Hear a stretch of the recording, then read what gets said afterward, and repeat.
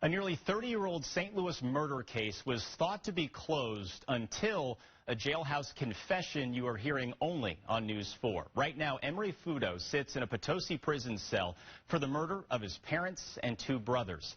Futo has always maintained he did not kill his entire family, but tonight he is setting the record straight only to News 4. I'm pushing 60. Truth needs to be told. I did this. Nobody else did it. I'm responsible for everybody. I want you to put down there, Emory Futo tells the truth after 30 years. That's the voice of Emory Futo from within the walls of the Potosi Correctional Center in Washington County, Missouri. For the first time, Futo is admitting to the gruesome crime that rocked the city in 1991. Futo says he and his brothers, Joe and Nick, suffered a lifetime of physical, emotional, and sexual abuse at the hands of their parents. Seeking escape from all of that, Emory moved away to Southern California and had his own family. But he says he could not escape the abuse. In July of 1991, his parents came to his California home to celebrate his son Joshua Futo's first birthday, where Futo says he witnessed them sexually abusing him. Once you touched my son and that happened, that's already etched in stone in my heart, my mind. Can't go no farther.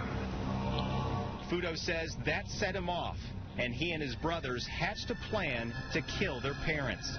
They agreed that Futo would fly in, kill his parents, with the brothers at his side. Thoughts that you can't imagine go through your head. You know what you're getting ready to do is the worst thing you could ever do. But when Futo arrived in St. Louis, the plan went awry when Joe balked at following through. Futo says that they got in a fist fight, with Joe fleeing in his car and Futo giving chase in Nick's car. And then Joe and I got into it, and then what happened, happened. At that time, I already knew what was going to happen. Joe Futo's body was found in the back seat of his red Mustang, covered with trash bags. He had been shot multiple times. Futo says he then returned to Nick only to find him also wavering and repeatedly asking questions about Joe's whereabouts. Futo realized he had another brother problem. After, what I did to Nick, I was next to him on the ground on my knees, crying, and I wanted to commit suicide. Nobody else. I wanted to kill myself for everything I've done. Nick Futo's body was found in a cemetery. He had been shot multiple times. Futo then drove to his parents' house and waited. His mother, Una, arrived home first from work. My mom really didn't have much time to react to anything. There was no conversation. It was just an incident that happened quick. Una Futo was beaten to death with a blunt object. With his mother's body laying in the hallway, Futo had to wait for hours for his father to come home from his midnight shift. He opened the back door at 12:21.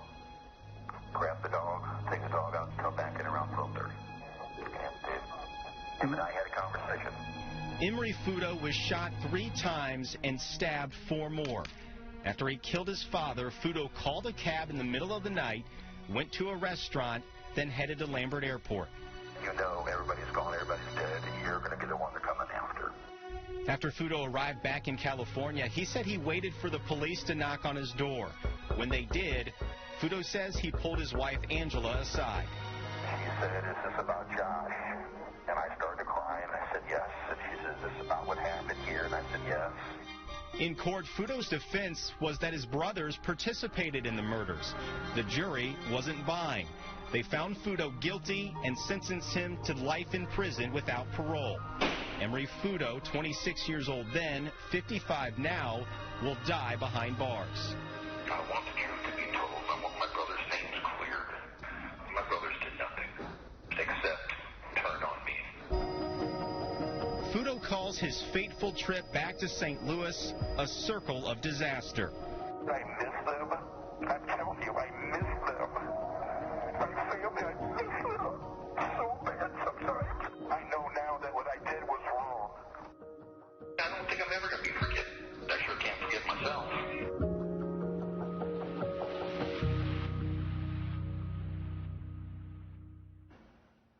Emory Futo is no longer talking to his wife Angela or son. His parents and brothers are buried together in Resurrection Cemetery in Afton. And our Bob Cyphers was the one who secured this interview after writing extensively online about the crime. You can read his work and hear Futo's confession right now on the KMOV News app.